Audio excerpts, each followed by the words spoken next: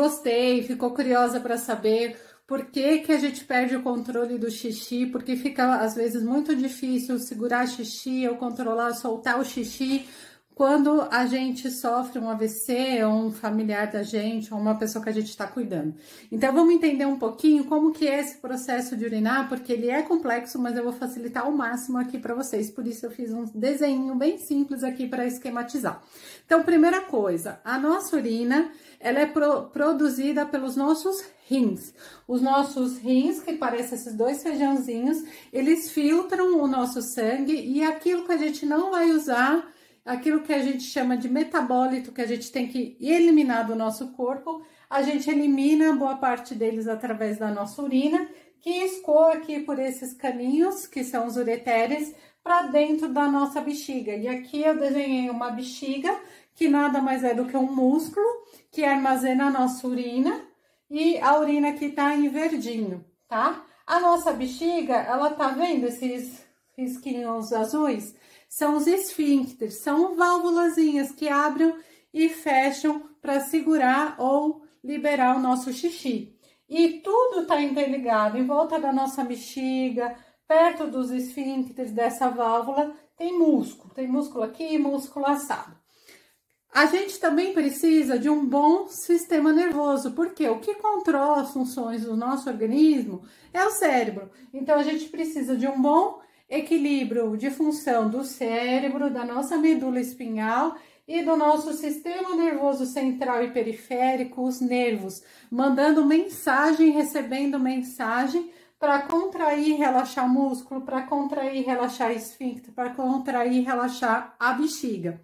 E como se não bastasse tudo isso, a capacidade da gente urinar também vem de um aprendizado comportamental.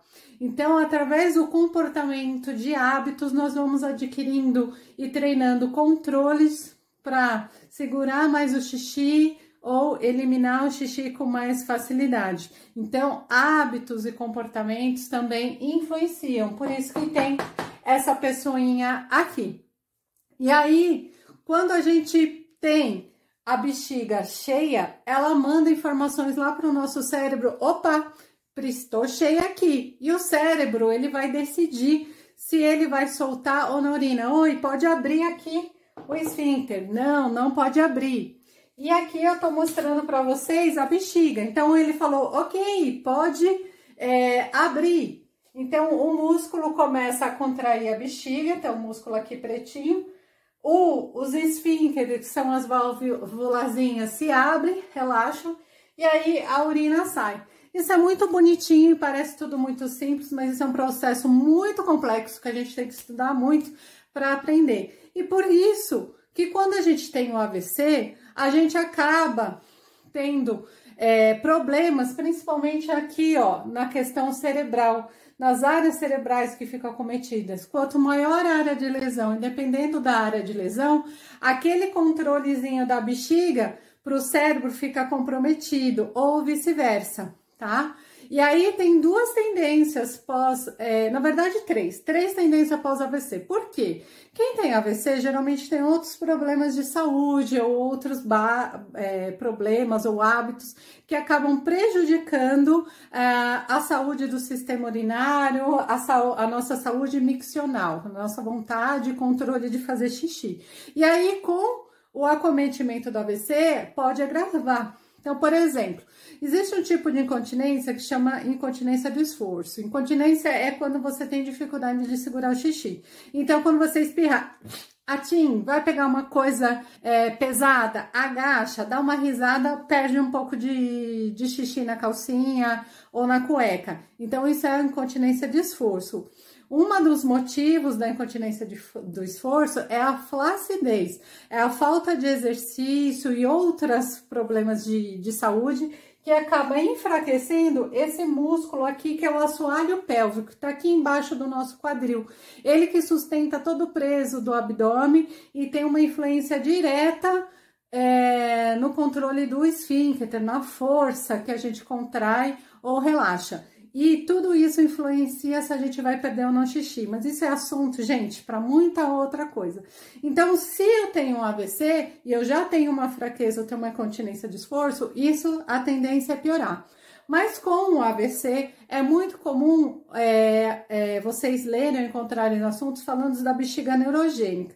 A bexiga neurogênica, ela se divide em hipoativa e hiperativa. E a causa dela não é exclusivamente só o AVC, tá? Outras desordens neurológicas podem acometer isso que eu tô falando e também receber o nome de neurogênicas. A bexiga tem uma tendência a ficar hiperativa ou hipoativa. Vamos ver o que é hiperativa primeiro. A bexiga neurogênica hiperativa é como se você tivesse toda hora com vontade de fazer xixi. Então, dá sempre aquela vontade de fazer xixi, toda hora você vai fazer xixi, toda hora você vai fazer xixi. E às vezes vem com aquela sensação de urgência. Meu Deus, eu tenho que ir correndo, chegar lá e fazer o xixi. E muitas vezes você não consegue chegar até o banheiro e você também escapa. Inclusive, você fica com esse aumento da frequência durante o período noturno. E a bexiga hipoativa já é aquela bexiga, vamos dizer assim, usar um termo preguiçosa.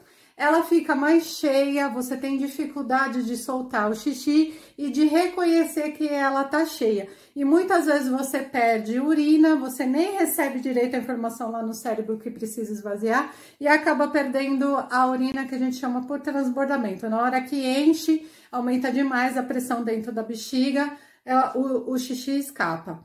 Tanto uma contra outra tem os problemas de saúde que pode vir, dentre eles infecções urinárias. Então, para investigar se você tem hiperativa, se você tem hipoativa, se você tem de urgência, você precisa passar por um profissional, um urologista, um ginecologista, até mesmo uma enfermeira estomaterapeuta, porque nós trabalhamos com incontinência, para a gente entender, investigar, passar por uma avaliação minuciosa com vários instrumentos e ferramentas de avaliação para a gente entender que tipo de incontinência urinária você tá tendo para daí definir uma linha de tratamento. E agora eu quero falar para vocês alguns sintomas bastante frequentes na bexiga hiperativa. Então você vai perceber uma vontade de urinar com maior frequência, com intervalo menor de que 2 horas. Muitas vezes você não vai conseguir segurar e vai escapar e perder o xixi. Acorda várias vezes à noite para urinar. Pode ser que você urine pouco, pode ser que você urine bastante a cada vez que você vai ao banheiro, tá? Mas também pode ser que você urine menos do que 200 ml, por exemplo, por vez. Independente da quantidade de líquido que você toma. E aí, por que você tem uma tendência maior a ter a bexiga hiperativa? Então, a gente já falou um pouquinho sobre os músculos do assoalho pélvico, da fraqueza muscular. É muito comum que quem tem AVC possa ou já foi, fumante ou já foi fumante, e o tabagista leva a ter crises de tosse, que aumenta a pressão abdominal, e aí você tem uma dificuldade de controlar aí as válvulazinhas, os esfíncteres. O cigarro também, a nicotina, ela aumenta a contração desse músculo detrusor, que é o que envolve a bexiga, e aí ele fica contraindo e fica constantemente assim mais irritado. Tem a questão da mobilidade restrita, então o paciente pós-AVC, ele dependendo da área do AVC, ele tem dificuldade para andar, e aí até ir no banheiro, até chamar alguém, aí ele vai segurando, ou ele não consegue fazer um bom controle, porque não tem um assoalho pélvico fortalecido, e aí acaba escapando a urina. Pode ser que quem tem AVC também tem outras condições de saúde, como o diabetes, que o diabetes também irrita, acaba irritando o músculo detrusor. Uso de diuréticos, são remédios para fazer xixi. Tem uma tendência para tomar muito líquido, então quanto mais líquido também há uma tendência maior de urinar. Problemas com prisão de ventre, quem tem constipação crônica atrapalha a questão do xixi. Quem ingere álcool, quem ingere muitas bebidas que contêm café, cafeína, os chás, né? Chá preto, por exemplo, refrigerante, chocolate, tudo isso acaba interferindo e irritando a bexiga também, tá? E aí, a própria hiperatividade da bexiga, que esse músculo aqui, em volta do detrusor, ele fica hiperativo, ele fica toda hora, ele fica doidão. Ele fica toda hora mandando mensagem lá pro cérebro que a bexiga tá cheia e ela não tá. Às vezes tem um pouco de xixi, mas o cérebro fica recebendo a informação, então o que que ele fala? Libera, vai fazer xixi, tá? A capacidade também da bexiga, ela se distender, ela armazenar mais urina, então aí ela não consegue, então com pequenas quantidades de xixi, ela já manda a informação para o cérebro que precisa esvaziar. Uma necessidade de fazer xixi toda hora, e existe um desequilíbrio que a gente chama de disenergia, que é falha dessa comunicação. A bexiga manda informação para o cérebro tem que analisar, processar e mandar de volta. E aí, às vezes, esse controle e esses comandos ficam tudo bagunçado e as informações ficam atrapalhadas. É um telefone sem fio que deu errado. Isso é disenergia vésico-insfecteriana. Então, por isso que as pessoas têm dificuldade de controlar o xixi, têm problemas para urinar após um AVC.